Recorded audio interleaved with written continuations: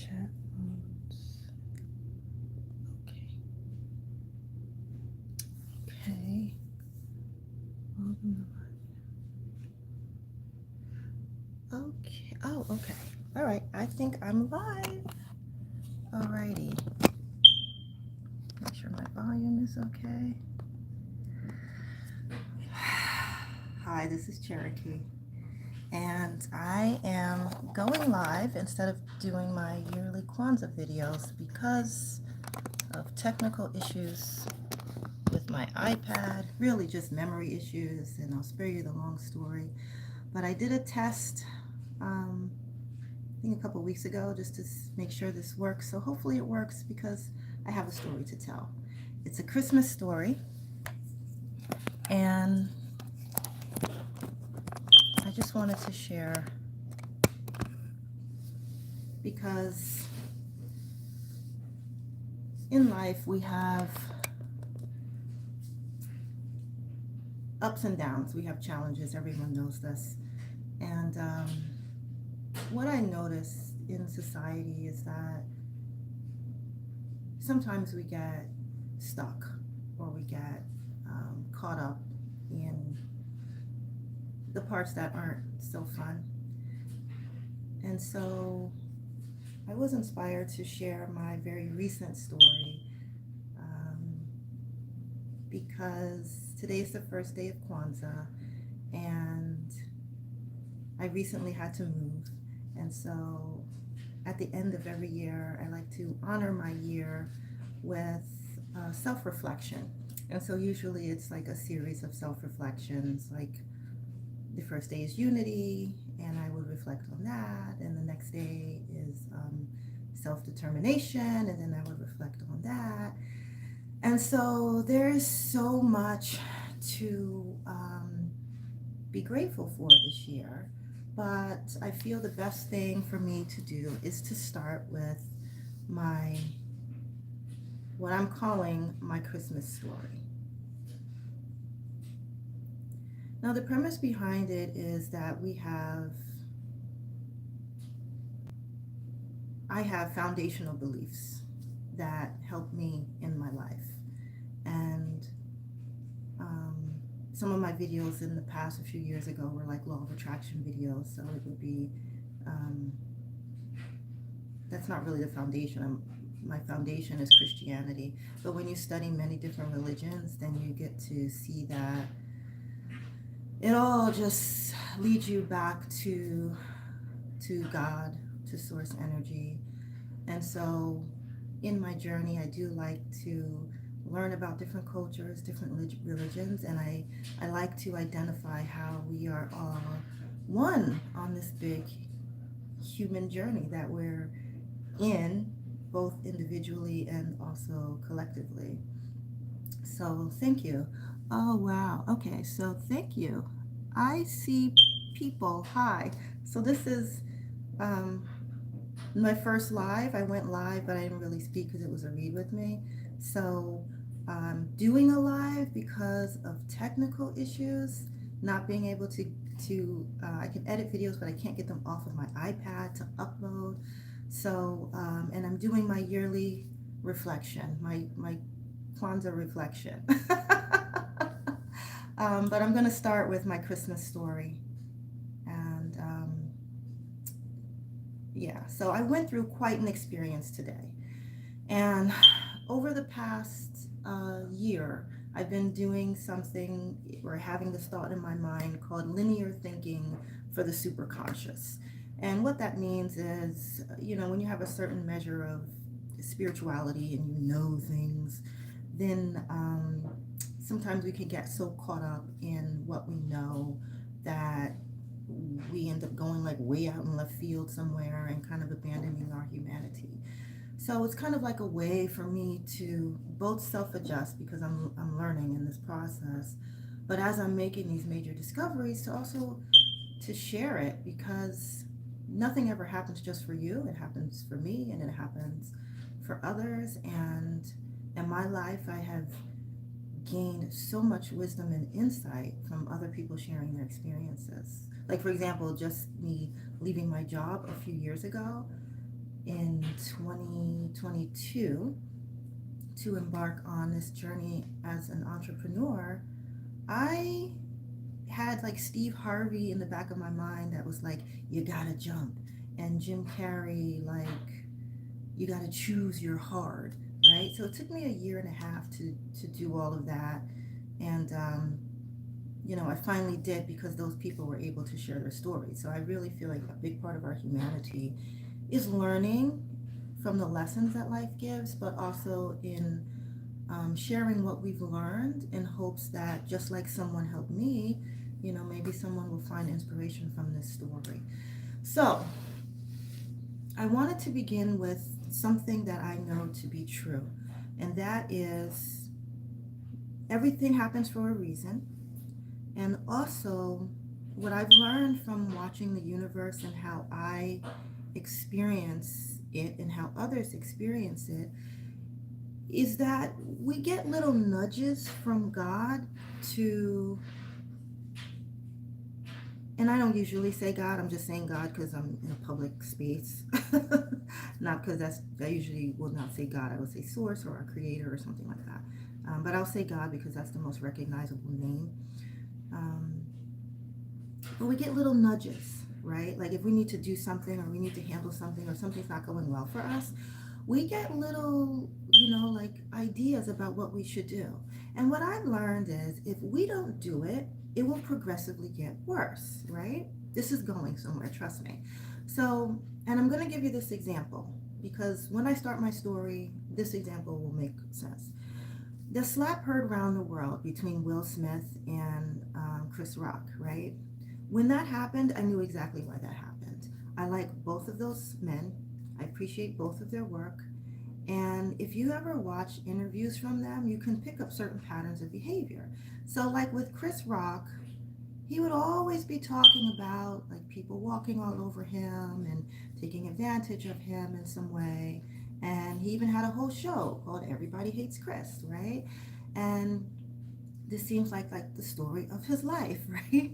And so when we have those kinds of feelings inside, like, oh, I feel like a doormat, nobody respects me, stuff like that, and we don't tend to it, then the universe will give us a louder and a louder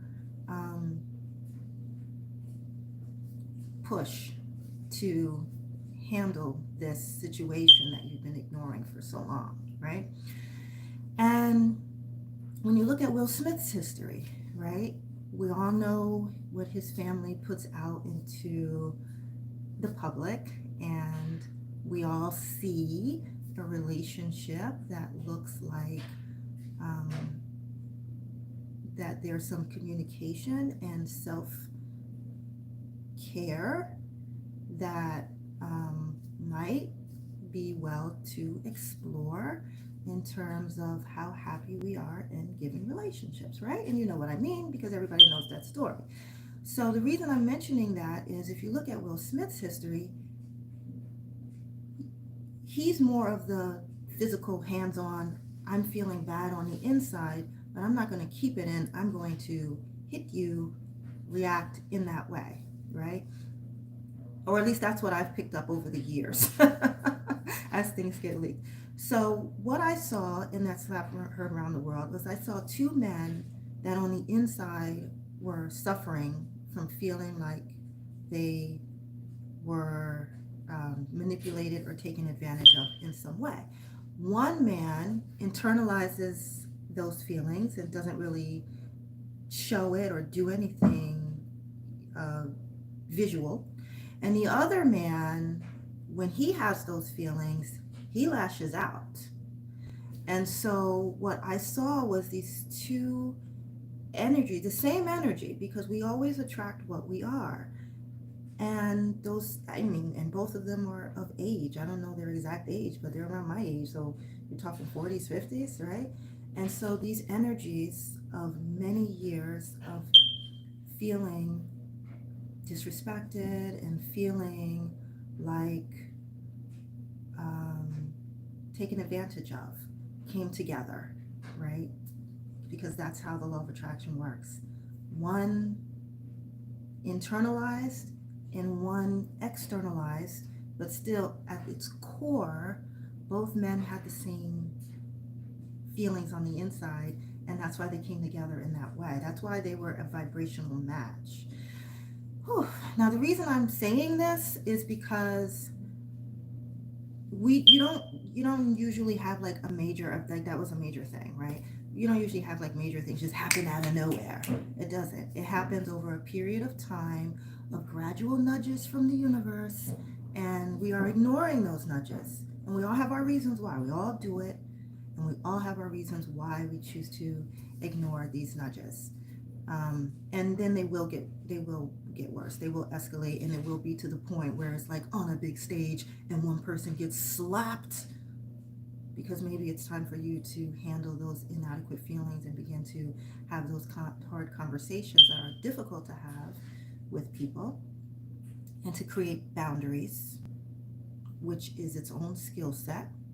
I know because I had to learn that myself. And someone like Will Smith, who I know that if you looked at his face after he did that, he looked absolutely humiliated, because I know from his content that he is not really desiring to show that side in such a public way. Nobody wants to do that. He's not really somebody that was proud of that behavior. And you can look at how his face was afterwards. He looked absolutely humiliated when that happened. So the point of this is, if we have something that is ignored for a long period of time, it will escalate. And the reason I'm saying this is because that's how life works for all of us. That's how the universe works. Okay. The reason I'm saying that is because I know that to be true. And earlier this year, I ended up losing my home. So that's what this Christmas story is about. Now, I have been homeless before when I was younger. I've never been like in the street homeless, but just like everything, it exists on a scale. So having to lose everything and then bounce back. I mean, first, when I was a young kid, I didn't have much to lose, but but having to rebuild and bounce back, that is not something. And also, everything happens for a reason, right? So that's not something that someone like me would necessarily learn from. That's what I thought, right? So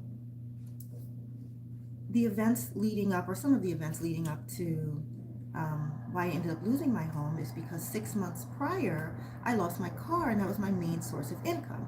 I had been doing my thing, working as a nanny and working um, in between to fill in the gaps doing Uber.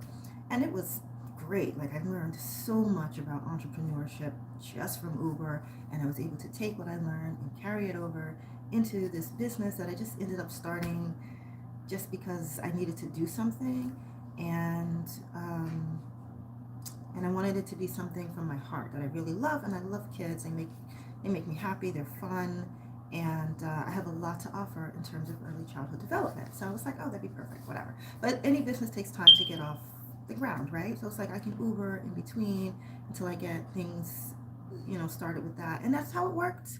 And it worked pretty well. I didn't have the money I was making before I left mainstream employment, but I was able to somehow make it work for the better part of 2 years.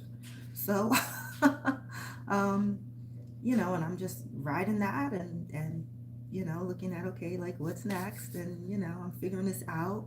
And I had to rein in the budget a bit, because I didn't have like as much money as I used to. And sometimes I'd be like, oh, I'm just gonna order this, and I'm like, oh, wait a minute, no, I'm not. I don't have any money. Oh well. But it's cat. I grew up poor, so I know how to navigate that too, right? So I lost my car at the end of last December, and so, or around November, I think. Around October was giving me problems, and around November, whatever. So that happened, and so I said, well, let me try to get other work. I ended up having to leave my full-time nanny job because it was too far. I couldn't get to it. I couldn't really access it, and we tried to work things out initially, but it was really too far for me to access without a vehicle. And so I was like, okay, well, I'll have to find something else, right? I'm very marketable. I'm very solid in my skills. I know what I'm doing. I know how to present myself well. And so this shouldn't be that difficult. And it was like a dry season. Like I could not find, and then also I was thinking, as long as I do this, I can, pay my bills and I'll be fine. So, and I've always worked multiple jobs, just FYI. So, multiple streams of income, like Solomon advised in the Bible. So, I was like, okay, I need a full time job because that's my main source and how I pay the majority of my bills. So I go and I'm going on all of these nanny interviews, and they're all going really, really well. And I'm meeting a lot of people that the baby's not due for like 3 months, 6 months. Like there's no baby, right? And I don't know until later because they're interviewing like it is a baby. So like there is one. All right, so I'm like, okay, I really can't wait for the baby to be born if it's not going to be born relatively soon. And then plus two, once the baby is born, people usually like some time to get to know the baby on their own, right? You don't just usually bring in a nanny right away um, for many people, but whatever. So yeah, it was mainly like a dry season, why I called it a dry season that I was experiencing, where it was just like people were not quite ready yet, or the baby had just been born, but they hadn't finished their bonding time yet. So usually, if you're working for a mainstream employer, you'll have bonding time for the mom and then bonding time for the dad, and then they usually bring in a nanny. Well, I'm also looking for work, so I couldn't wait for all of that, right? So that's what I was experiencing with the nanny thing. And then once my car stopped working, I wasn't able um, to do Uber, right? But in my town, they have like a little shuttle bus. I was able to get around and get to one of my part-time jobs. Another one, which was also in my town, I had to give up because it was just in a remote part of town. And I was working there in the evenings, and I couldn't get there or I could get there, but I couldn't get back in the evenings. Couldn't get back home. So I'm just working this one part-time job that I had left. There was also like a bunch of side hustles that I used to do that were in different towns, but again, not accessible without a vehicle. So without the car, I only had this one part-time job left. And that one job paid me $185 a week. And that was it. And that's how it remained for 6 months. So during that 6 months, I have a pretty strong like budgeting skills, so I was not able to pay my rent, but I was able to pay all of my other bills. Because I'm very frugal and I know how to rein it in and I know how to whatever. And I also look for like discounts everywhere. Like I have my own modem and router. I don't like paying extra fees. I don't want to rent um, internet equipment when I can just buy it and install it myself. Stuff like that. So that's something I've just always done. So the point is, after like 2, 3 months of going hard with that, I'm like, I've never been late before. I'm sure my landlord people, it's a complex, would understand. And I talked to them about it. And since I had a strong payment history, they trusted me and I trusted me, right? So after like after about 2 months, I said, let me add in mainstream employment just in case, because if this truly is like a dry season for nannies, it was like the winter season, then I have bills to pay. So let me see if I can find a job mainstream, right? So I start going on all these mainstream interviews. A lot of them were online and some were in person, and they're going really well. But then it was like they didn't want to pay. So I'm like, come on now. You're looking for a data analyst for 35, 38,000. What is this? And I would mention towards the end of the interview, that's usually when I bring up salary. It's like the salary looks kind of low. And they'll be like, I know, it is low. Okay. Or sometimes it would be like a bait and switch. It's one salary that's advertised and another salary when you get in. Oh, actually, the salary is actually like $20,000 less. So, and if I had someone supporting me, it probably wouldn't be that big of a deal. I would just take it. But when you're supporting yourself, you have to make sure that the salary is going to be able to compensate your expenses, obviously, right? So I'm like, okay, I can't take a job that's paying like minimum wage, because to me, $38,000 is close enough to minimum wage. Because that's not going to be able to pay my rent, and I won't be able to catch up at this point because that's what I was focusing on. So now, also I'm in school. So I was like, maybe I should just like, um, not drop out of school, but you can just like cancel your class. I forget what it's called, withdrawing from a class. So I was like, man, I'm already in. I've already done all this work. Um, we had at least maybe 5 quizzes and stuff, and I was like, okay, maybe I just need to put more. I was giving it all of my attention, so I was like, because I'm in school, maybe I'm not giving it enough attention. So I was like, let me just drop this class. I can always pick it up later, explain to my professor what was going on, and so that's what I did. And I'm like, well, let me put all 100% of my energy into this. And also, just to explain a little bit about me, I usually apply for jobs that I know I can get because I have a lot of experience in my field. And so I'm not one of those people that's like, oh, my resume went into a black hole. Like, that's not me. So, because I know how not to do that, right? So things were like weird and it wasn't like adding up, like, because I'm like, this has never happened to me before. Like, what are we doing here? All right, so I'm looking for a job and I'm able to find jobs, but not a job paying a salary that would be commensurate with my field and experience, right? And then also, I was still doing a lot of stuff looking for nanny work. And although the interviews went very well, there was either no baby, or I used some online mediums, or no response. So now I'm like in a conundrum. So I'm like, and because I was not making much money, I always have savings, but when you don't make a whole lot of money, you still save. You should always still save, but you're not going to be able to save the same way you can save when you're making more money. Like, so my last year, just to give you like a general, my last job was making just under 60,000 a year, and when you're doing an entrepreneur, you might prepare just to be broke. What they call living from paycheck to paycheck, except there aren't actual paychecks, you know. So it's kind of like that, but you should always still save. Okay, so I don't want to digress too much. Um, so now I'm like, okay, I have a small amount of savings, enough to move, but where am I going to move to, right? And I'm still working my part-time job, and I'm still trying to figure it out. And things are getting a little confusing, right? But I wasn't anxious like on the inside. So when you work with the law of attraction, if you operate from a place of need, then that's what you attract, right? And everything happens for a reason, right? So these are my foundational beliefs, and I know because I've proved it to myself, and this is what works, and for all of us, but for those who choose to learn it and practice it, get good at it, and utilize it, this is how the world works, right? So I'm like, okay, and I'm not feeling that anxiety inside because I don't expect to lose my place. I really expect to, for something to come through, and I'm just, focusing all my attention on it, and I'm doing all the things you need to do to move things in your direction, right? So I would say around month 4 or 5. Now I'm threatened with eviction, right? Because I haven't paid rent in all this months.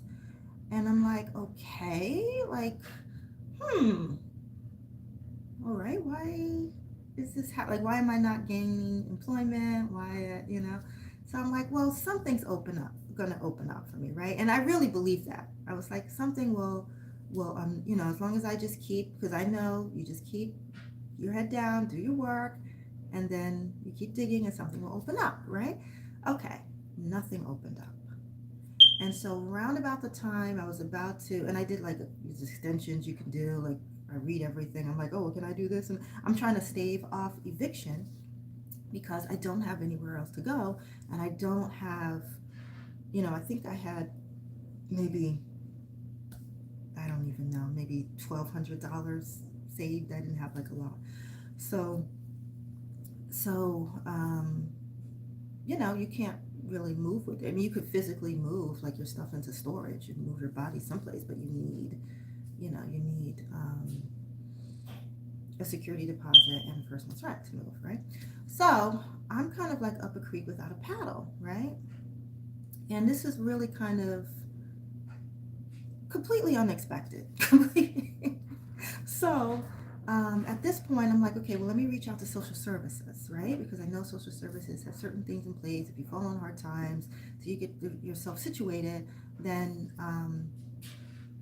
so I reached out to social services, and they're like, and they're saying I'm getting a combination of like mixed, they're saying either you don't qualify or we're not going to help you or something like that. And it's very odd because I'm like, I make $185 a week. Like, how do I not qualify?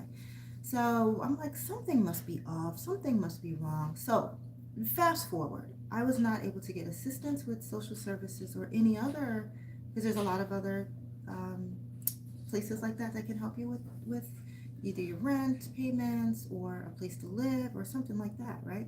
And sometimes when they have money, and sometimes there's no funding. So I tried all of that. I even tried to GoFundMe, just all that. Even tried to GoFundMe. So I was just not able to generate the money to stave off eviction, right? So now eviction ended up happening. So I'm like, okay, well, I know that everything happens for a reason, right? So, and I also know that everything happens to my benefit. So even the stuff, like if I look back on my life, of like everything, I did not have an easy life growing up, right? And so, but I did do a series of behavioral changes because, mainly because like I would get advice from God, but I didn't know it was God, because when you're speaking to God, it just feels like you, and it feels like your thoughts. So, but so like looking back, I'm like, yeah, I would like walk myself through stuff and come to like this amazing wisdom as a teenager that I didn't have, but I didn't know that that was God walking me through things and being like, whatever.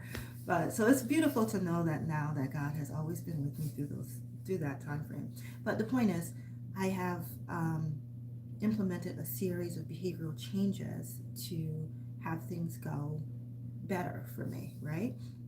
And so I know that, you know, everything happens for a reason. And any event that happens, you're going to learn from it in some way, right? But I didn't think I would lose my home, because I'm like, I've been homeless before. What would I learn from that? I'm not homeless because I don't know how to manage money. I'm not going to be homeless because I don't know how to bounce back from poverty. Like, poverty is a mindset. I learned that in my early 20s, when I had, I think, my first apartment. And I had multiple jobs, a lot of side hustles. I didn't have a kid back then. And I wasn't able to like get ahead. And I'm like, why not? Why is, I have like a car, and I had a new car too. But every 3 or 4 months, whatever I'd saved, I'd have to go and get a new wheel, or a new tire, or a new something would always come up. And I'm like, what?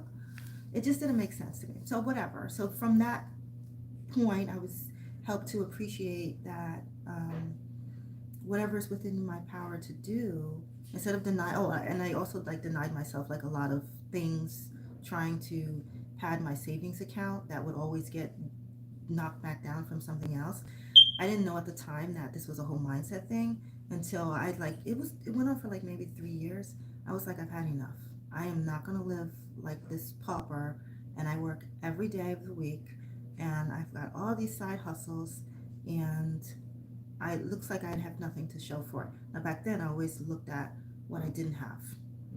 Okay, you can't do that. If you're trying to move out of poverty, you can't do that. You got to look at what you do have. So at that point, I was like, fuck this shit. I ain't doing this no more. I don't have a couch. I don't have nothing. I don't have food in my refrigerator, and I'm working something. So I said, you know what? If it's within my, I mean, I didn't go crazy, but I was like, if it's within my power to have, I'm gonna have it. So every time I get paid, I'm going to put money away like I always do. I'm gonna treat myself to something. It doesn't have to be anything big, candle, whatever little small thing, but I'm gonna feel good for all my hard work. Isn't that what the Bible says? You gotta do something so you feel good for all your hard work. So, and immediately once I did that, holy shit, it just catapulted me straight ahead into like middle class. And believe me, when you're poor, middle class is like you're rich. So, just from that small little adjustment. Okay, so that happened a long time ago. So where was I? So I was about to lose my home, And so I learned that poverty is a mindset. So I'm like, I'm not going to learn that from a homeless experience. So I've been through this multiple times when I was younger, and you're like between apartments, you got to sleep in your car for a few days. I've done all of that. So I'm like, what would I possibly learn? So I know how to be resilient. I know how to bounce back from poverty. I know how to, I don't even look at money and the amount of money you have as poverty, and I'll get to that later. But I'm like, what would I learn from being, because it didn't make sense. Because I'm like, everything has to happen for some reason. You don't have just things happen for a random reason. I'm not going to learn budgeting because my budget was really good, really tight. All my other bills were paid, only the rent wasn't paid. So I'm just trying to think it through, because when you are like spiritually conscious, you more think like,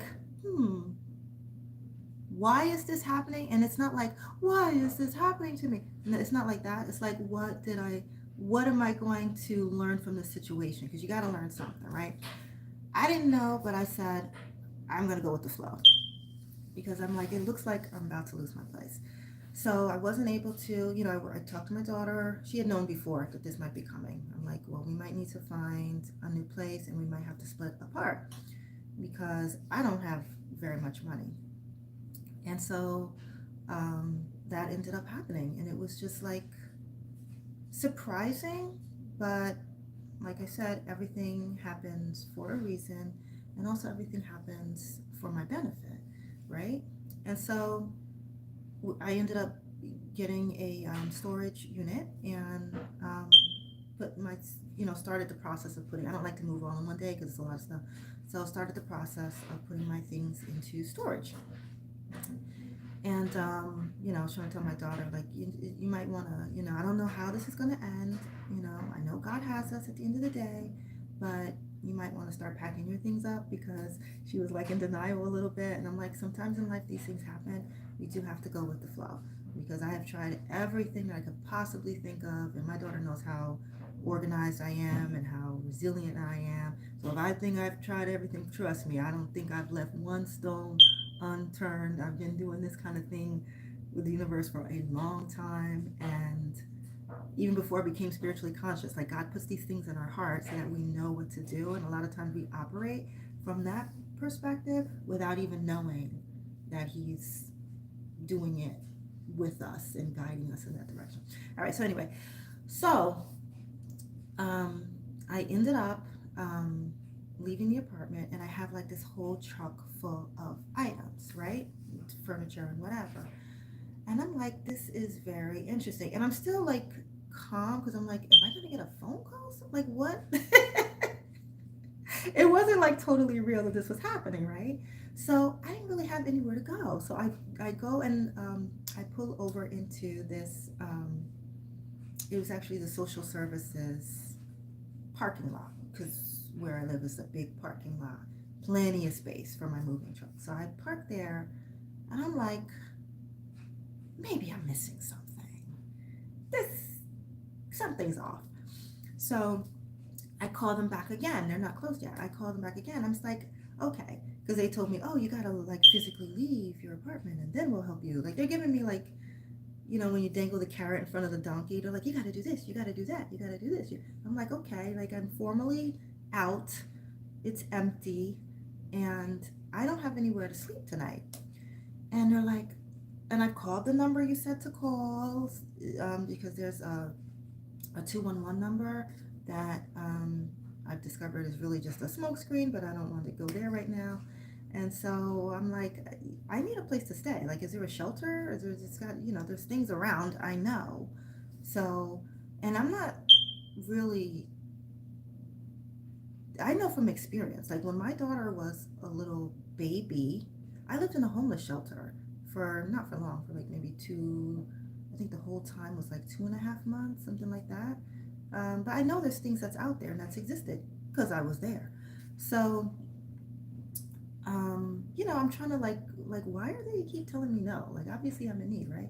My tax dollars and my paychecks have always said welfare. I know where all those little things that people ignore on their paycheck, I know what they're all for. Unemployment, welfare fund, your FICA, your state, all of these little things. I always, if a new one pops up, I'm like, what's this little thing for? So, so I know where my money goes. And so I call him back, and it's not quite 4:30 yet, and I've got this truck full of stuff. And after I unload that, where am I going? So, and I speak to someone that I had spoken to many times before, and she's like, "Oh, well, the secret is you have to call back after 4:30, and then no, they close at 4:30. Then you have to call back after 4:30, and then they'll give you a place to stay for the night and see what going forward." I was like, "Okay, so I guess I'll do that." So that's what I did, and it was only like 10 minutes, so I waited 10 minutes to call after 4:30. And I called this number probably 15 times during this whole process, right? So I called it, and it's more of the same. I'm like, they're like, "Oh yeah, we just give you referrals. We don't." I'm like, "I've called all those places. They don't have funding." And so I hang up, and by this time, field service is closed. And I'm in the car, in the truck, like, huh. And this is like when it's really beginning to like sink in, like, this is really happening. You ain't got nowhere to sleep tonight, bitch. Like, what is going on? So I called a friend of mine who lives in town, and I'm thinking of. I mean, obviously, you try to reach out to whatever your friend zone and stuff like that, right? So um, so I called a friend of mine who lives in the same town I live in, and the reason that that's important is because I didn't have a car, and I still wanted to continue getting to work, right? And she didn't really have like a lot of space, and then she was gracious enough to loan me her couch.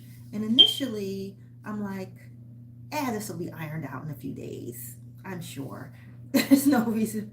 And I'm still like feeling very equilibrium on the inside. It's perplexing, but I'm not scared. And I'm not scared. And the reason I'm not scared is because I've been through this before. It's not really rocket science how to move out of poverty, but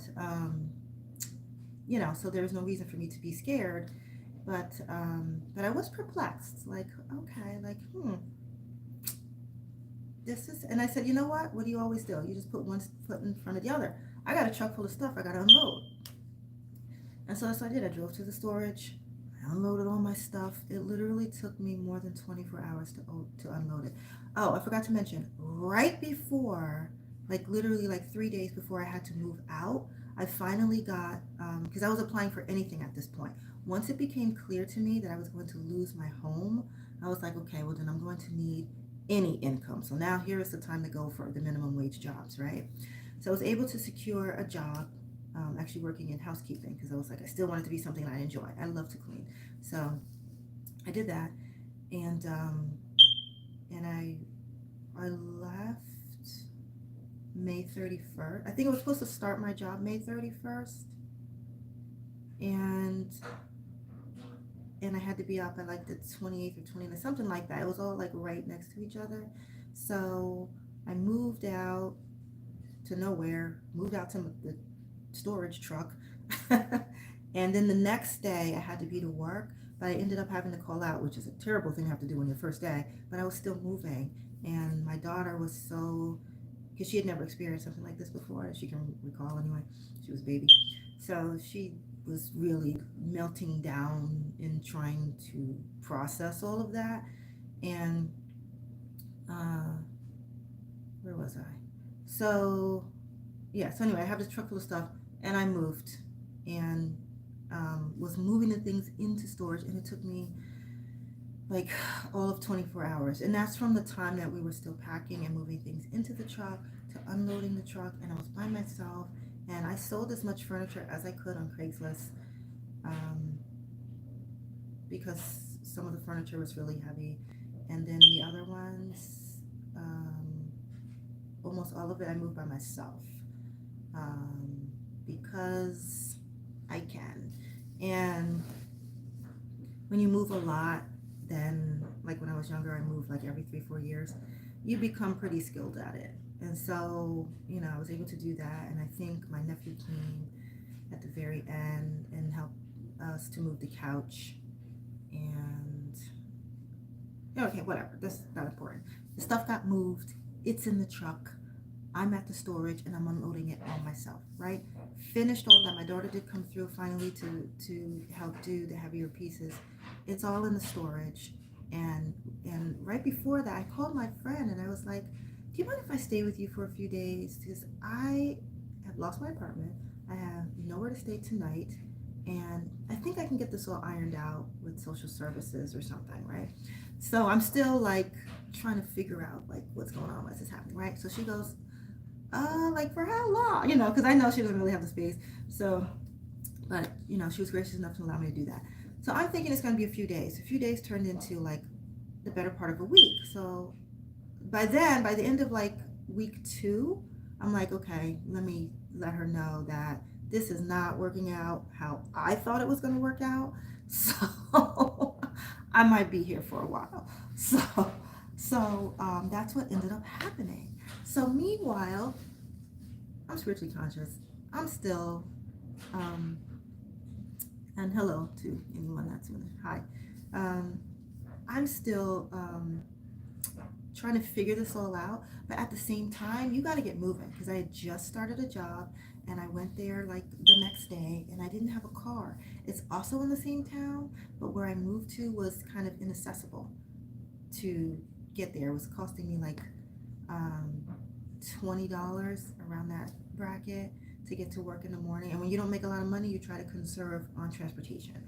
So the smaller amount of money you make, like when I was younger, like my motto was always like travel wherever you need to travel so you can make your main money, and keep all my part-time and side hustles close to home, because they don't pay as much. So you don't want to be driving long distances to make a little bit of money. So you're always going to mathematically figure out what that will look like for you and know how far you're willing to go, so that you're still able to, like if I do like a quick job or something that takes and it pays like $35 or $40, I don't want to drive an hour to do that, right? You want to keep those things relatively close to home. That are the smaller jobs, smaller paying jobs to me, right? So that was always how I did things. So with this particular job, is paying not much. It's like a couple, I don't know what the minimum wage is, but it's under $20. So anything under $20 is minimum wage to me. So because it's not what I would consider to be a livable wage. However, asterisk that, and we'll talk about that a little bit later. All right, so now I'm sleeping on my friend's couch since June 1st of this year, and working my housekeeping job, which I did not know when I took that job that housekeeping paid so low. I had no idea.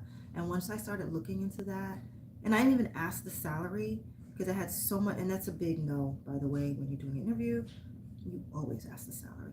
But because I was working already for myself, doing cleaning services already, and you set your salary, and it's a lot of work. So I just assumed, I was like, oh, it's a big company, it's probably gonna pay like maybe 25 to 27 an hour. And then if they're really cheap, maybe they'll pay like 22. That's what I thought. Oh no, these people pay in the teens. I was like, Jesus. But when you need something, you need something, right? So you're about to be homeless and going to turn down a minimum wage job because you need something, right? You need some kind of income coming in. And I don't have rent to pay at this point, so it is what it is. So I got the job, and I started working that job, and I did that for, well, I'm still there. So, it's been serving its purpose. So now, when I'm on my friend's couch for June, July, August, and I think I left in September. I think I left in the early part of September, right? So throughout that experience, one of my daughters, well, first of all, let me just say, I still wasn't sure why this was happening, because like I said, everything happens for a reason. That's my truth. So nothing happens for no reason. It means you must stand to gain in some way from this experience, or it would not be happening, period. So I would ask God, like, why is this happening? And I was like, well, I did ask for, I wanted to explore the intricacies of friendship, right? And so I didn't want to do it like through Tantra, because that can get super weird. And the truth is, I don't trust the majority of people in Tantra enough, which is kind of like an oxymoron, right? I don't trust in Tantra, because Tantra is very heart focused, where you are allowing of everything. Yeah, no. I live in this world where people are so focused on sex and all of that, and I know that that's the driving force behind people's interest in tantra. So I'm like, no. So, so but anyway, I just wanted to explore the little nuances in relationships, these little kind of loving little things, right? So I was like, maybe that's why this is happening. I wasn't really sure. And also, my friend has several animals. She has two birds and a dog, right? Um, Living with them was amazing. These birds, I had never had experience with birds in such close proximity, and they talked like English, and they would argue with each other. What I thought initially was squawking was them like arguing with each other, right? Because they would talk, and like the big bird would be like, and they'd have separate cages. So the big bird would be like just beatboxing because he'd be bored. So he'd be like, he would be making all these noises with his with his mouth, right? And so Cookie, the little one, after a while, after maybe like 10 minutes, she'd be like, shut up! And he would go, you shut up! And then they start like screaming back and forth at each other. So it was hilarious, and they made life really interesting. Also, the big one, he would be like watching over me, and I had to get up at like 5:15. Oh, because there's a lot of parts of the story. I want to make sure I remember everything. I had to. It took me like between about 2 to 2.5 hours in the morning to get to work because I was trying to save money. So money is energy. So I'm either going to spend the $20 to get to work, or I'm going to spend $7 to get to work. So the majority of the time I chose to spend $7 to get to work, but I had to take the long way. And because I'm very familiar and very comfortable with getting up early in the morning, it was okay. But sometimes when you're going through things, those other emotions can seep in. And so, which it wasn't like that initially, but I think over time. So one day, Harambe, the big one, it was like past the time I was supposed to get up. And he was like, are you going to get up? Like every like 15 minutes. I'm like, yeah, I'm going to get up. He's like, are you going to get up? And then he was saying something like that. No, he was saying wake up. And then like when I had like just enough time just to get ready and leave really quickly, he was like, are you going to get up? And I was like, holy shit, like, wow. Like, this bird's amazing. And the other one, the little one, she was amazing because she was like really gangster. She like threatened to beat me up more than once, and she actually did it. And I'm new to birds. For people that know birds, I guess you know their world. I was new to this. She's up here threatening to beat me up with her body language. And I'm like, boy, she's acting strange. And I'm like, why does it look like you're threatening to beat me up? Because she would like come toward me and stick her head out and then go to this thing in her cage and like shake the shit out of this thing like this all violently. And then she casually walk back up to me, stick her head out, and then go back up towards this thing and shake the shit out of it. I'm like, are you? It's like the epitome of going like this. Like, this is you, bitch. I'm like, what did I do here? Anyway, whatever. I don't want to get to the bird stories. They were amazing during this experience. She also had a dog that was like my little guardian angel. He could feel like, I think he was really there to be like my little special guardian. And there's lots of angels, but I know that he felt like my tension and was there to appease that because dogs have that kind of energy. So anyway, I'm like, is this what this experience is about? Like trying to talk to God, like, am I just gonna like, because this seems like a bit much. Like the birds are great. I love them. Everybody's great. But this seems like a bit much. Like to lose your home is a big thing.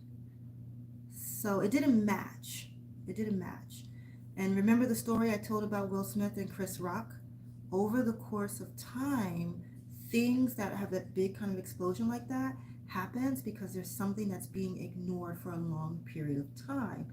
And then you keep ignoring it, and then there will be the universe going, slap.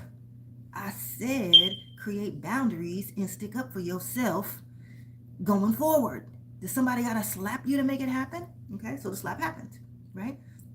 And then, for Will Smith, it's the same kind of thing. You just humiliated yourself in front of all of your peers, in front of the entire world watching. Is that really the image that you want for yourself? Right? So this is how the universe communicates with us. And so because I know that losing your home is a big thing, I'm looking for the energetic match to that, right? Because I'm like, okay, like my friend is wonderful. I already know she has a heart of gold and she's so gracious to let me sleep on her couch. Okay. But does that really match losing your home? But anyway, I'm like, I don't know. I gotta go with the flow, and I don't want to be living on the couch forever. So you gotta move, right? So I'm putting my head down, moving. I'm still meditating. I'm still doing all my things that I normally do. And at the end of the day, I'm pretty positive. When you've had a life that's gone like this, up, down, up, down, up, down, up, down, you know that this too shall pass, just like anything else. And like I said, I grew up in poverty, and I know how to move through it. And it's not, I know it's a mindset and whatever. And throughout this whole experience, I never considered myself to be poor. And I'll get to that asterisk later. Okay, so now comes September, and the dog that was there, he's actually a senior dog. He was getting, he was already like that, like older, bones creaking, stuff like that. And my friend was really worried that he would end up passing away, and she wasn't able to. She used to sleep on the couch with him, and she wasn't able to have that bonding time with him. So I understood that. So it was time to go, in other words, right?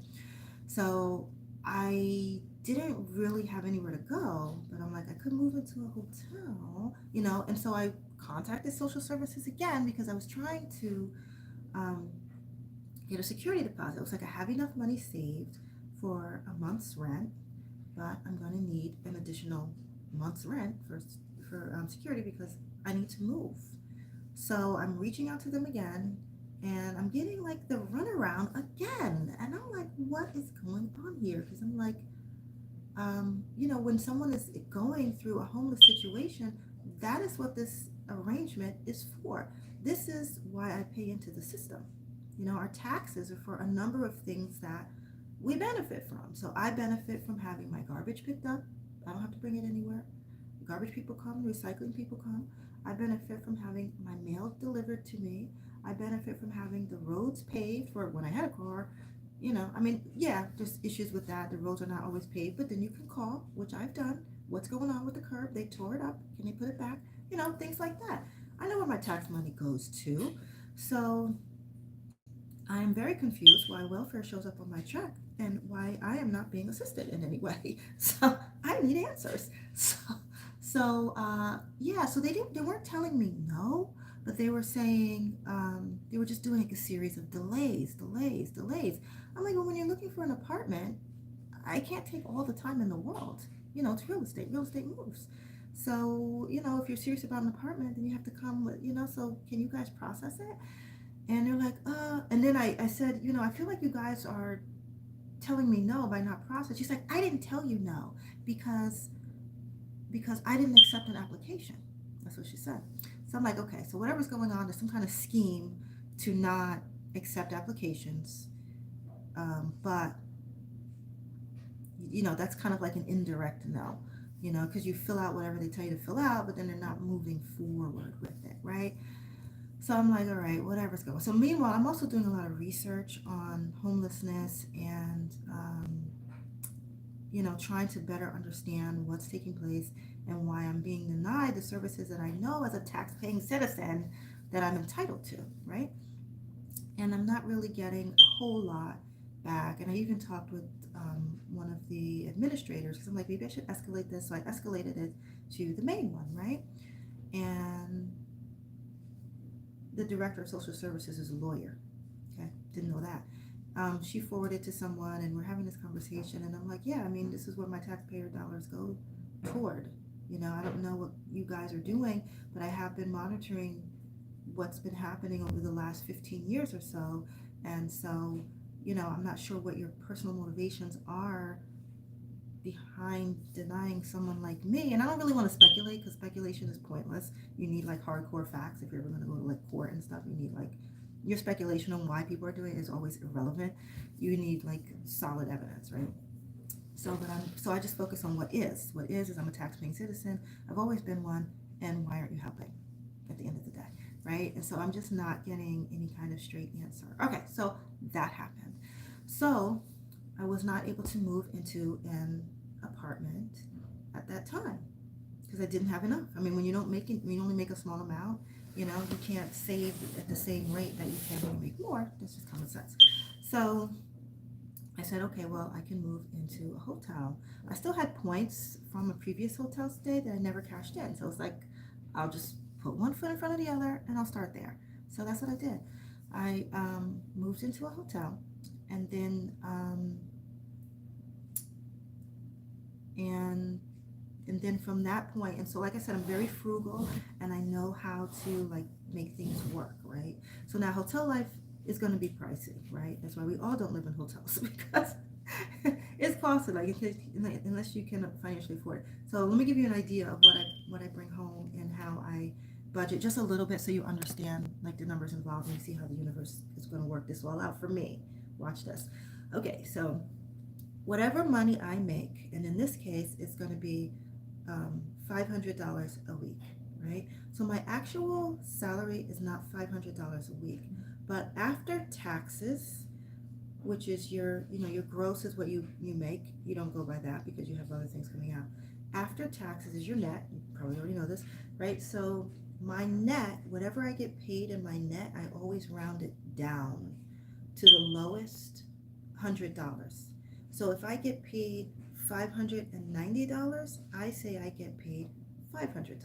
Why? Because you never want to box yourself in and use up every crumb and every penny that you're making. Like, this is how to live like a holistic, like well-rounded when it comes to your salary, right?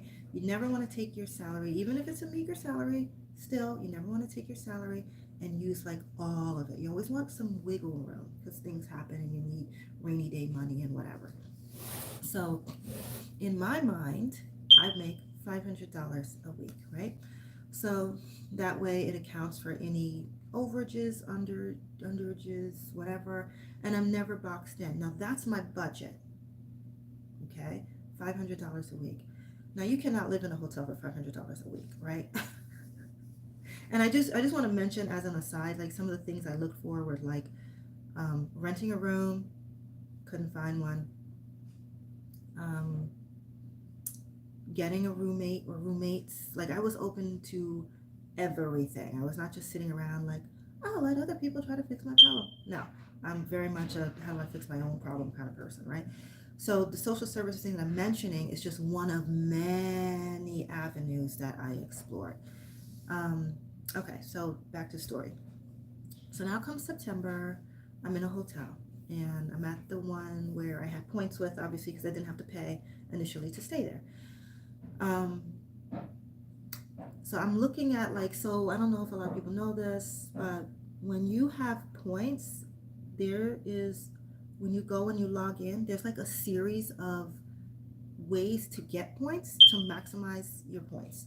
But you got to spend like 20 minutes going through all the things. Well, guess what? I don't have a lot of money. I got to make this work somehow. So I'm going to spend the 20 minutes going through all the things and see and try. If I sign up with this program, what about this? If I sign up with that one, how much am I going to save at the end of the day? Because I don't have a lot to play with. So now at this point, I have my first month's rent. One second, I just have to pull my notes real quick. I have my first month's rent that is saved separately from my savings. Excuse me. Okay. I have a separate account just for like moving into a home, right? So in there is a first month's rent, and I'm using a combination of my entire $500 a week plus dipping into this pool that I had saved for the past few months, because what else am I going to do at this point? It was all out of options. So that's what I did, and I'm still reaching out to social services, explaining my situation, because obviously that's not going to last forever, right? If you're making $500 a week and you have to dip in, and it's roughly $1,000 a week, right? and I would try to get it as much under as I could. But obviously, this is not sustainable for that long, right? Okay, so, but that's what I'm doing. Initially, it was free because I had points, and then after the points expired, I found another hotel, and I actually made a list of all the hotels in the area, and all of the questions that I needed to ask to maximize the benefit for me, because I need to be able to afford to live there, right? So the second hotel I moved into, I'm going to call that, because there's a series of hotels. So hotel number 1, free points. Hotel number 2, best price, I would say. So, and that was because they also had points, and I would go into their points, and their points were such that if you place the order online and not in person, I was saving like an additional, I don't remember, it was several $100s off the cost of the other area hotels, right? So I'm at this hotel, and by the time I moved to hotel number 2, I'm like, okay, I guess this is gonna be it. I don't know. I set up my computer and I set up my whatever.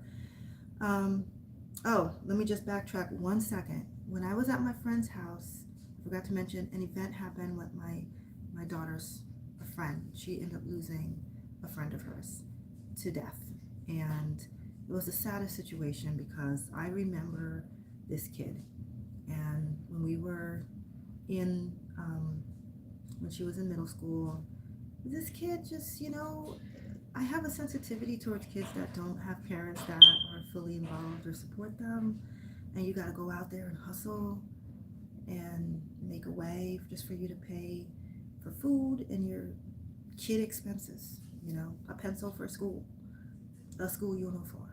There are kids like that have parents that just don't supply those things for them. And that's a tough road to hoe.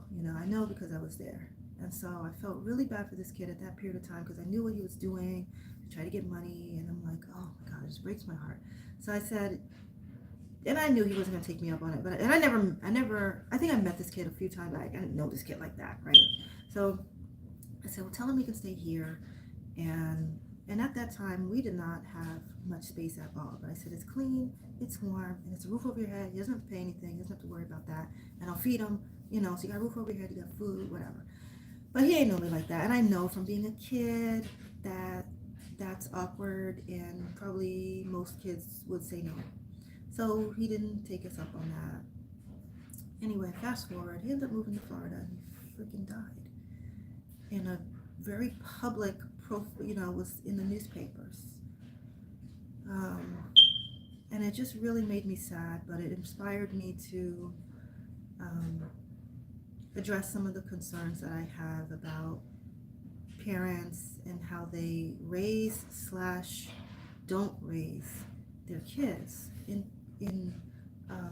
the mindset that parents tend to have, where it's like really hands off and whatever. So that kind of gave me a new writing project, which I was actively working on at my friend's house. This is important because that became like my focus in that period of time. So I'm like, well, whatever I have to do, like at my friend's house, I was like, I have to learn to live in my heart space because I was loving my home so much. Let me describe to you this dream home. This is when I get to the end of the story, it's all going to make sense. This home that I lived in, that I got evicted from, it was on a cute little cul-de-sac in a beautiful neighborhood in, the neighborhood that my daughter grew up in. And I went there many years before, and it wasn't right at that time because their floors had this smell to it from being shellacked. And I had my first rabbit at that time, and they crawl on the floor, and I'm like, they can't breathe in those heavy toxic smells, so it wasn't right at the time. But many years later, I circled back to that place because it was it was like an apartment complex but tucked into a neighborhood. Excuse me. So most people didn't even know it was there. So anyway, cute, adorable, loved it. I'm surrounded by trees. When we moved into there, I do ballet on the side, and so there was like what I kept calling my ballet bar. It was really just a ledge, but it was like you walk up the stairs and there's like one ledge here where I had my computer, then there was like another ledge, and next to the bedrooms. And I'm like, oh, like you could look over into downstairs, right? So I'm like, oh, this is like my ballet bar. It's like so perfect. And then there was like a little baby downstairs, and I hear this little pitter patter of feet, and I'm like, he's about 1 year old, and I'm surrounded by lots of kids who go outside and they laugh and smile and have fun, and it was just a perfect environment for me. I really felt like it was really beautiful. I loved it. I loved it. And what you have to understand about me, and this is critical because it's going to come back full circle. When I was growing up, the only things I ever wanted that I learned were the most important things for any child to have was love and support, because I didn't feel like I had that. And so I said, when I get big, I'm going to make sure I have a home that's loving and supportive, right? And I also liked, I had grandparents, and back in the day, people used to spend a lot of time decorating their homes, right? And so I always wanted that kind of thing, right? And I always had that kind of thing since I had my first apartment. They were always nicely decorated. I didn't always have a couch or whatever, but the things I could afford were specifically curated, and you know, everything was nice and cozy, comfortable, whatever. That's what I liked, right? So fast forward, now I get this cute apartment where I'm just like in dream la la world, and it was just magical to live there because it had all of the components, and that was manifested, by the way, but it had all of the components that I really loved. Okay.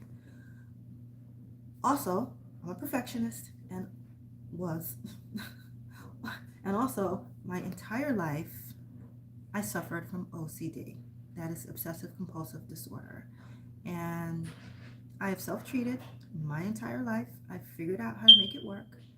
Um, but it can be, if you let it can be debilitating. But I learned how to work with it, right? Okay, so you have someone that has obsessions and is also a perfectionist and is also living her dream environment, right? Okay. And I spent a lot of time really just basking in the loveliness of my space. And I decided to redesign, and my taste had changed by this time when I moved there, and I went minimalist and had that, like the everything was like cream colored and light and whatever. So that was the aesthetic I was going for, right? Loved it, right? I did not realize that I placed as much emphasis on those comforts that I had placed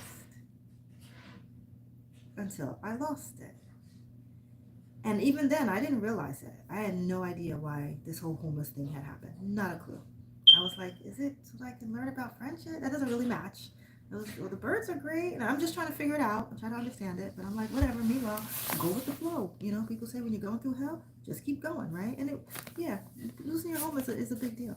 All right, so by the time I moved to hotel number 2, I set up my computer, and I'm writing like nearly every single day. I'm writing different things that I experienced as a teenager and how I could help other teenagers. That's my next project, right?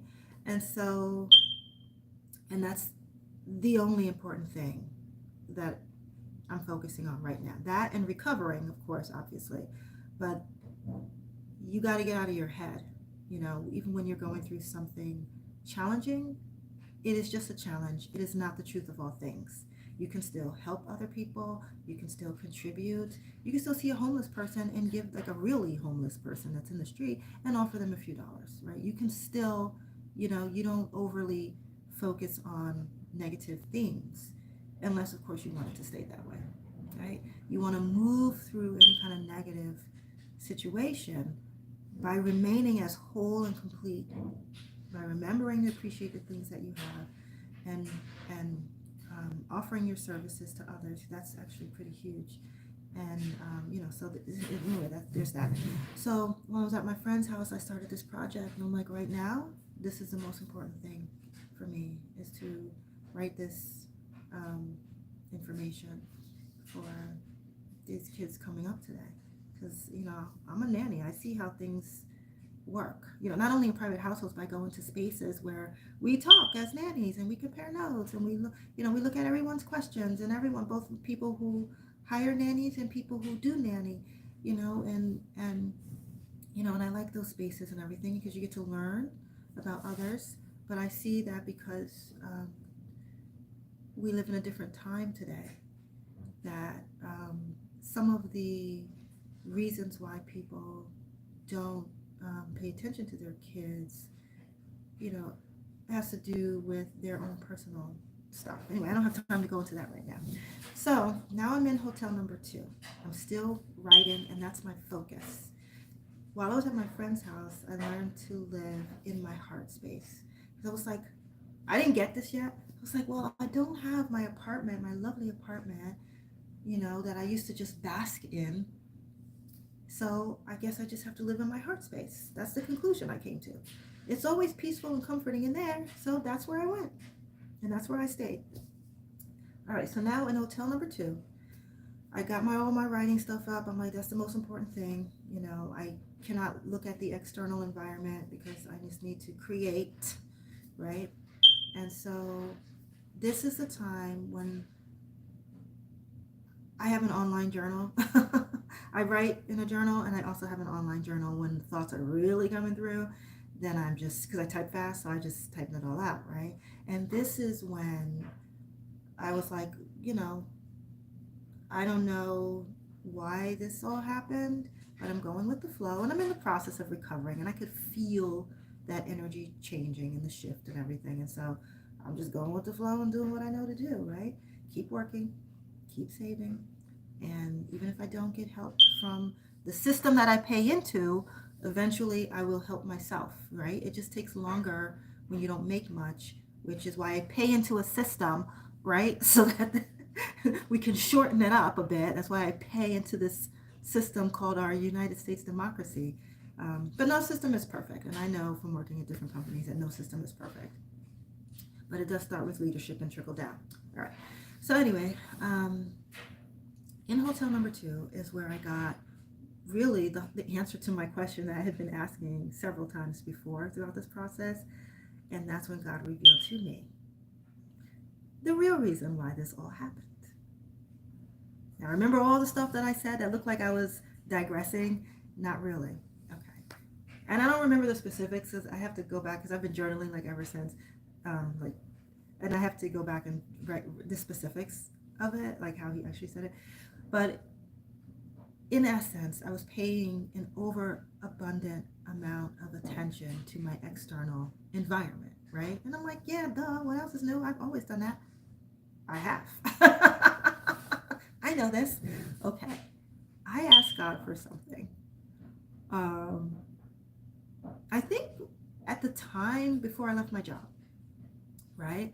And so I realized that all of this is training for that.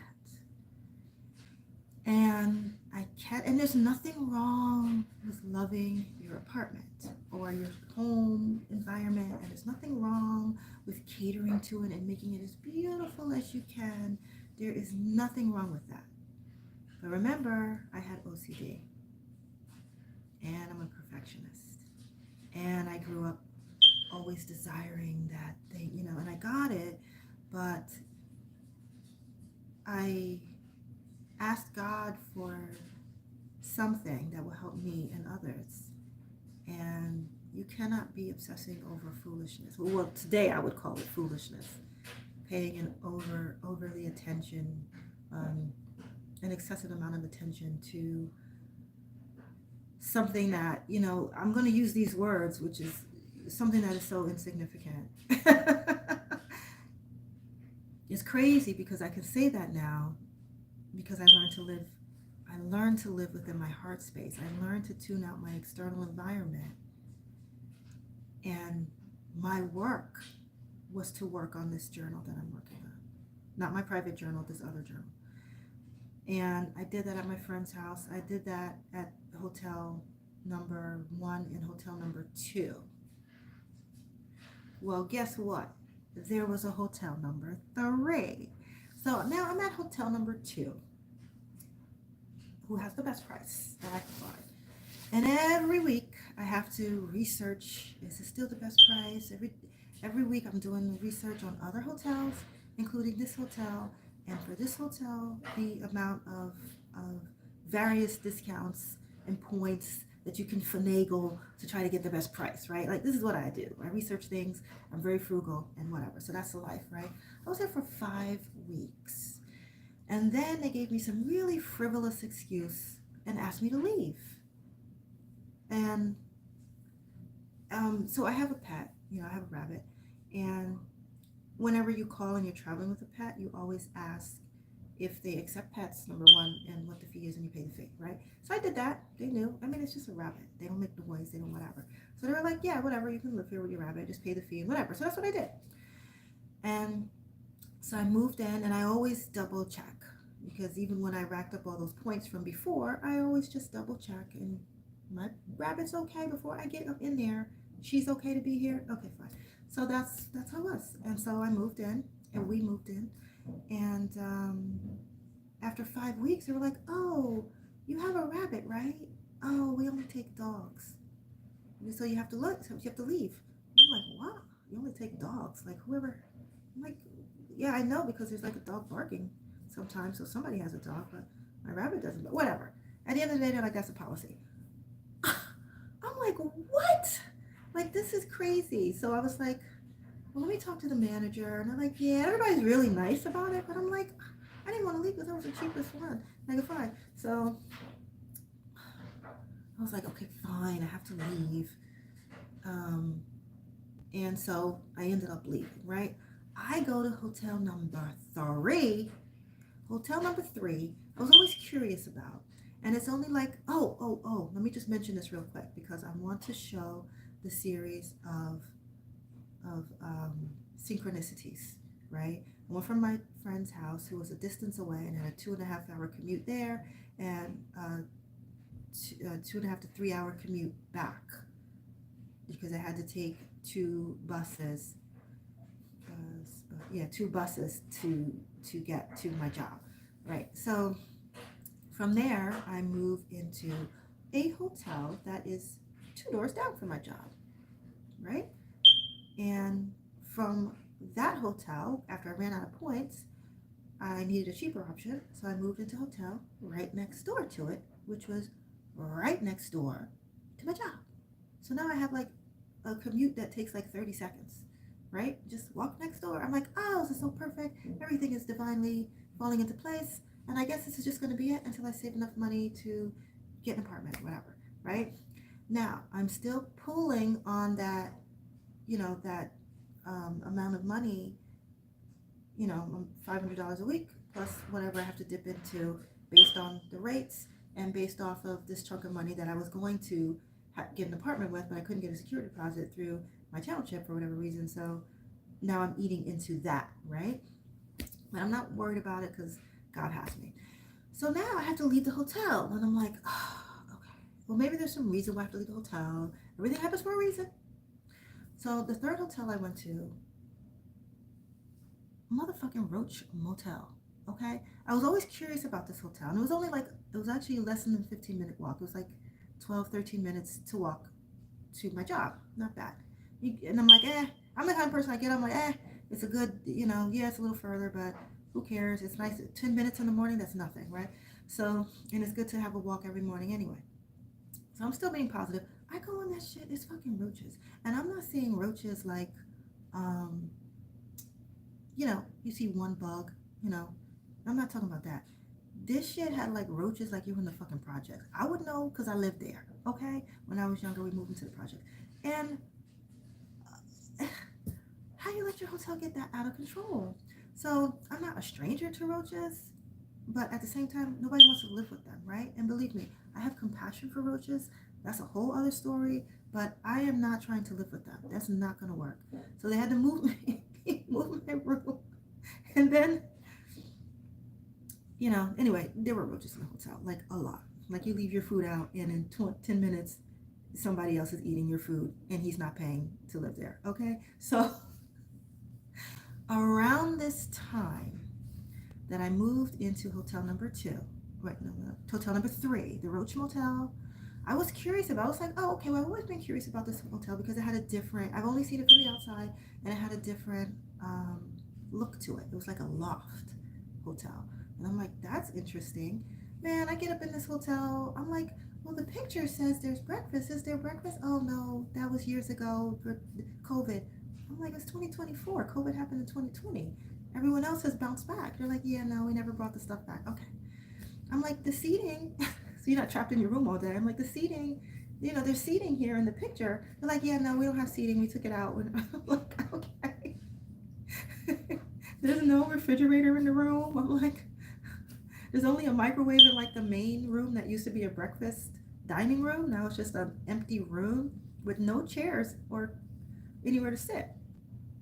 And there was somebody there that was in a wheelchair, and he would go into the space and just like wheel around, I guess for exercising or something. It was just this big open space. So um, once the second time when I moved my room, because I don't know if the roaches were just in that room or what is going on. They moved my room, and I was like, yeah, y'all got roaches.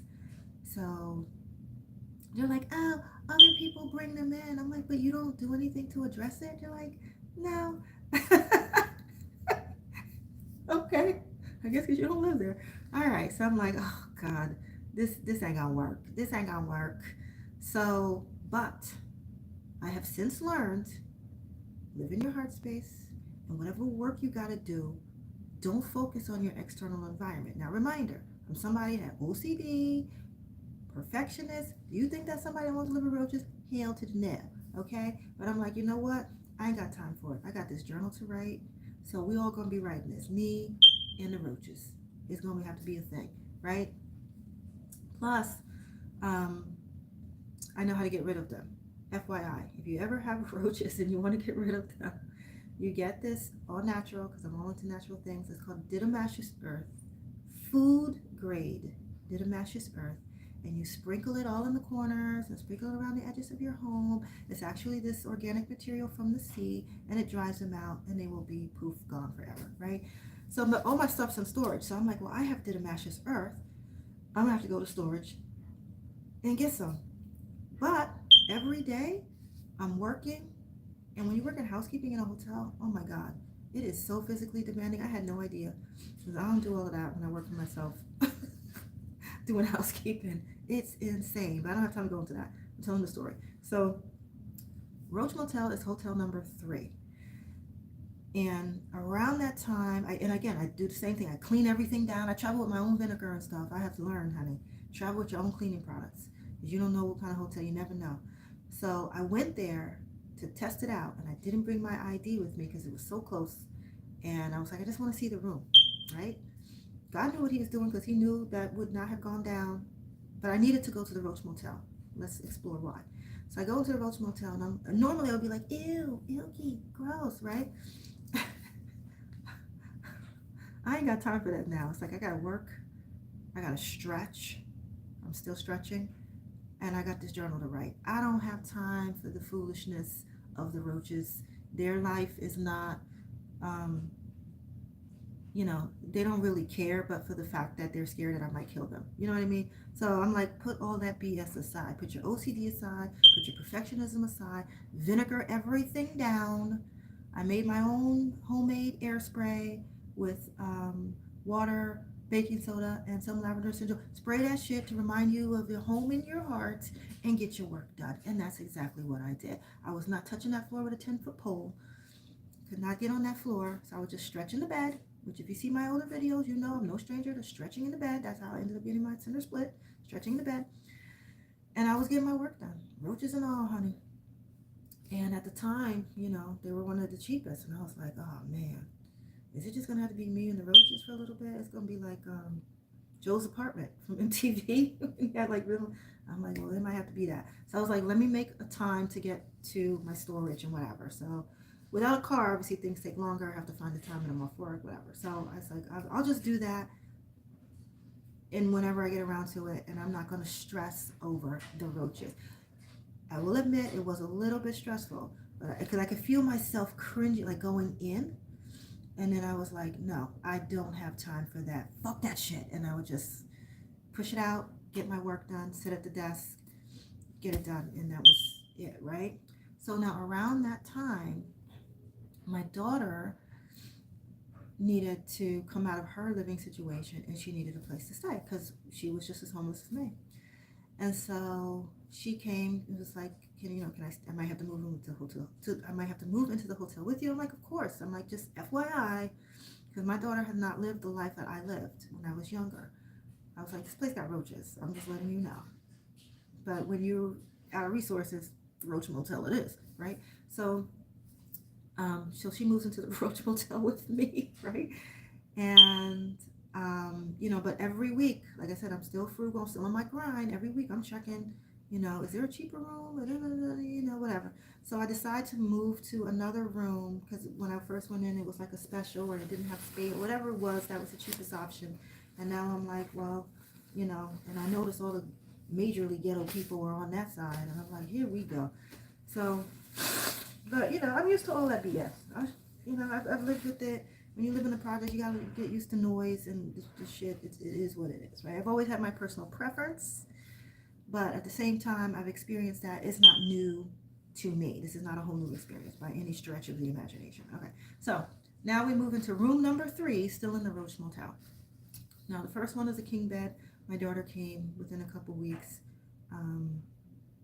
We moved into a double bed room that was less expensive and on the ever so slightly cleaner side of the hotel. And I mean ever so slightly. All right, so that's happening. I'm working, I'm writing, I'm stretching, I'm doing my damn thing, right? And by this time, I'm really reading the universe pretty well. I'm like, okay, I don't know why I'm in this Roach Motel. I'll have to find out later because I don't even have time for anything. So and also pay close attention to what I'm about to say. When you are working with the universe, you can watch things unfold right before your eyes. I had to get up and do something. I don't remember what the heck I had to do. I'm sleeping in the Roach Motel bed, and I'm like, get your ass up. Because I had a feeling if I didn't get up to do whatever the hell I was supposed to do, I said, I already know a roach is going to get on me because I don't want that to happen. And if I'm up and moving around, it ain't going to happen. And I had a feeling, and you know what? I was like, no, I'm so tired. I hate this place. Oh my God. And guess what? I woke up at 9:30 and there's a fucking roach on me. Okay. And I didn't grow up with those roaches. These were like German roaches. I had to look up roaches. I'd be doing stuff like this. I'm like, what the hell it's like a turbocharged roach. Anyway, these things move so fast. But anyway, so that's what happened. I said, see, that's what I get because I knew I had to get up. And I said, see, this is the training from the universe why this is happening. All right. So around this time that my daughter comes in, I don't remember if she started working or not. Yeah, she had started working, but they were not paying her for like 6 to 8 weeks, something like that. So I said, well, here's my situation, and I'm pulling from this pile of money that I have here with, not my entire, because I talked about that earlier, but my paycheck from here, right? And that's how I am sustaining myself thus far. So, but once you start getting paid, then you can pay for half the hotel, right? So we agreed for that, right? And that's exactly what happened. Again, another divine intervention. You see how the universe is working in my favor. I'm still very close. It's not the ideal situation, but I'm over all of that mess by now. And I'm getting it done. I'm getting my writing done. I'm getting my stretching done. And I'm doing the things I need to do. And if I fall a little bit, then the universe will put a fucking roach on me. Keep that in mind. Okay? It's actually helpful, right? Okay. If you think about it, because I did need to get up. All right. So, once she started making an income, then obviously now we're able to move out of the Roach Motel. And I said to her, I said, you know what? I'm about to go to storage and get the diatomaceous earth. This is the cheapest option at this moment. I still check every week, but at this moment, this is the cheapest option. Do you think you want to stay here because it's cheaper? And at this point, I'm focusing on frugality in all of its true essence. And I'm like, I really don't care because I'm about to go and get this Didymassus earth, and it's been like, you know, a couple weeks, so I don't really care. She was like, I don't know what she said, but it amounted to hell nizza, right? Okay. So I said, okay, well then we'll move someplace nicer and whatever. So we're back to hotel number one. And I already know why hotel number three happened, but I just double checked and asked God, like, like in journal, like, and then why did I need to move to hotel number three? It was like that's so when you're dealing with, um, I call that like residual effect. And what that means is just to make sure everything that you were supposed to learn is rooted out in its entirety. You know, because I was like, that was like a frivolous excuse for me to leave hotel number two. Like, you have a rabbit, like, that didn't really make sense. So I already knew that there's a reason why I have to leave this hotel. And so, you know, you just go with the flow. And so I did that. But then when I checked back in later on, I was like, and then why hotel number three? Like, and that was just, you know, sometimes we have these little essences. It's kind of like if you're in a relationship with someone that you know you should not be in a relationship with, and you know that it's not a good match for you, but you're in a relationship anyway, and you leave. You know that person's gonna come back, and it's gonna come back a few times, and you have to keep saying no a few times before the universe, it's really you, but the universe is clear. I mean, no, right? And it was the same thing. You know, when I moved to the Roach Hotel, was I still able to get my work done? Was I still able to do the work that I am put on this planet to do? Yes, and my stretching and and remove the external environment so that I could focus on my heart space, you know, and not and while I was at the Roach Motel, it was also a good experience because I could feel myself cringing like this, going inward, and I was like, no. And I'm glad I had that experience and I know more about what that feels like. No, I don't have time for that. So, all right, so now we move back to hotel number one. And you know, and then we were fine and we were living there because now she's making a salary and I have my meager income. And you know, and I say meager just to get, you know, it's not a lot of money, but it can be done because the universe will always have you. So I'm paying my portion, she's paying her portion, we're just splitting the monthly thing. So again, roughly $1,000. So you're looking at $4,000 a month, roughly. I'm still doing my thing, getting my discounts, getting my points, doing that thing, girl. And even while we were there, I was able to get like several $100s off one of our weekly stays based on those points, baby. All right, so that happened. So I said, okay, we've been here for a while. We need to talk about moving from here because I don't want to pay for the storage anymore. Because after 3 months, they raised the storage like $100, and I was like, ugh, I don't like that, and I don't like that they make you insure your stuff. You know, I feel like when you have a business, you should pay for your own business expenses, but whatever. I digress.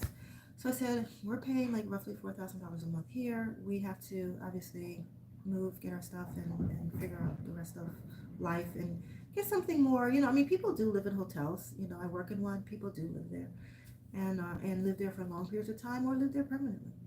It's a thing. And so I'm like, I want someplace, an apartment.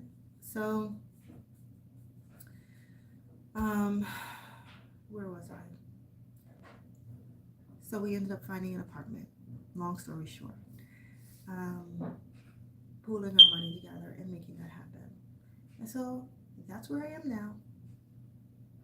And that's my Christmas story.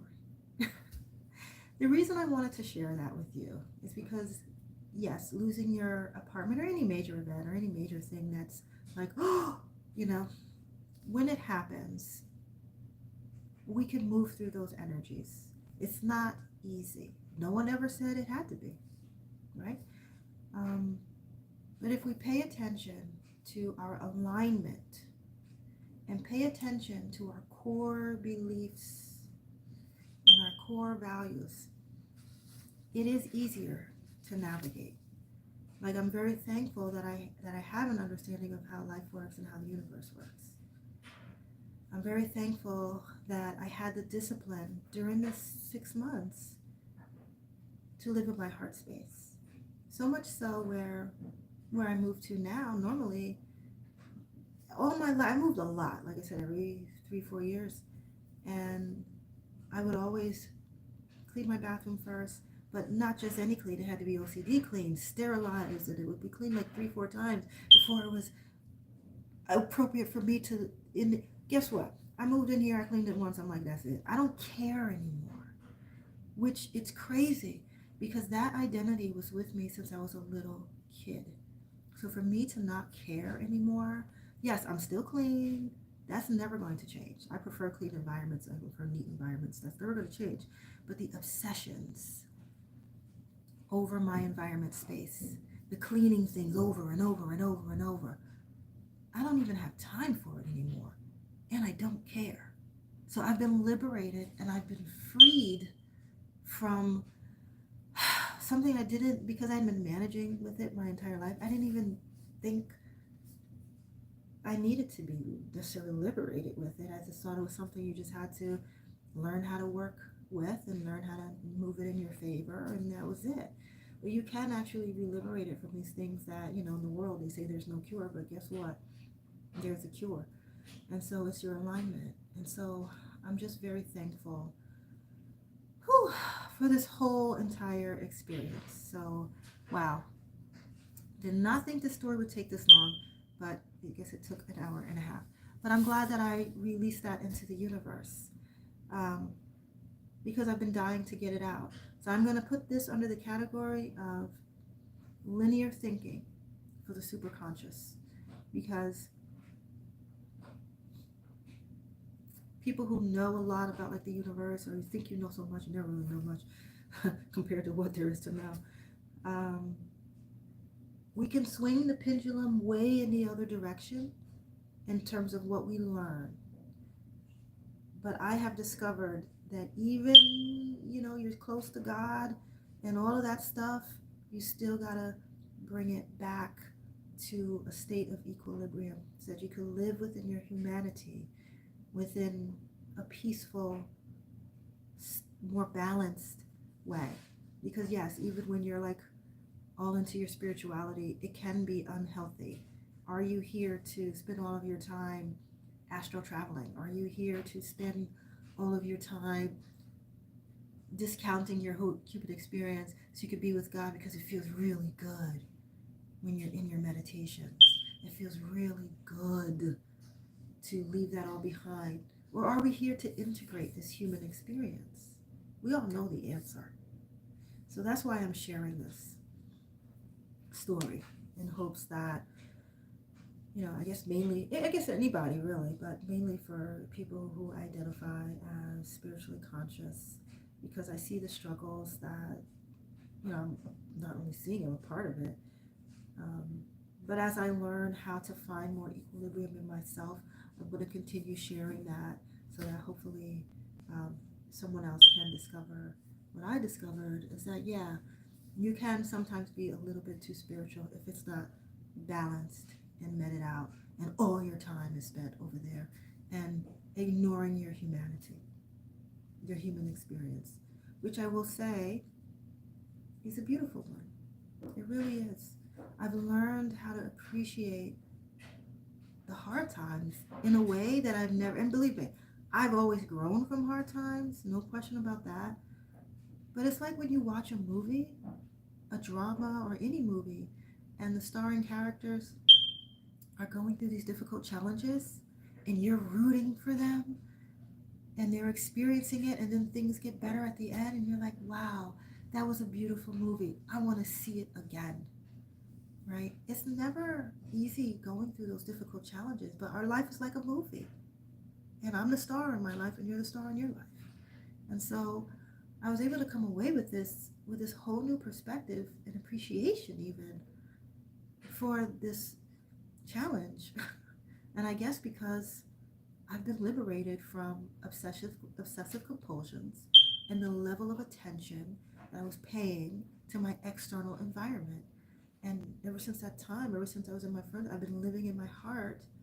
And I'm like, wow, that means wherever I go, I can always find peace in there. And I pay even less attention to my external environment now. And I don't have to. Yes, clean. Yes, neat. Yes, organized, because it just makes life easier. And I'm thankful that through this experience, I've learned to live in my heart space and the sessions are gone. Thank you for listening. So you have I celebrate the whole winter season. So for me, Christmas is the entire winter season. So a very happy holidays and happy Kwanzaa. And I hope to be back later on this evening. I have to be to work at 3. I hope to be back a little bit later with my Kwanzaa reflection on unity because I don't know what it is yet. I just sit and think and wait for the inspiration to come. So I will see you later and thank you for watching. And hopefully this will upload and post. I don't know. I'm still new to the live thing. Take care. You figure out how to turn it off.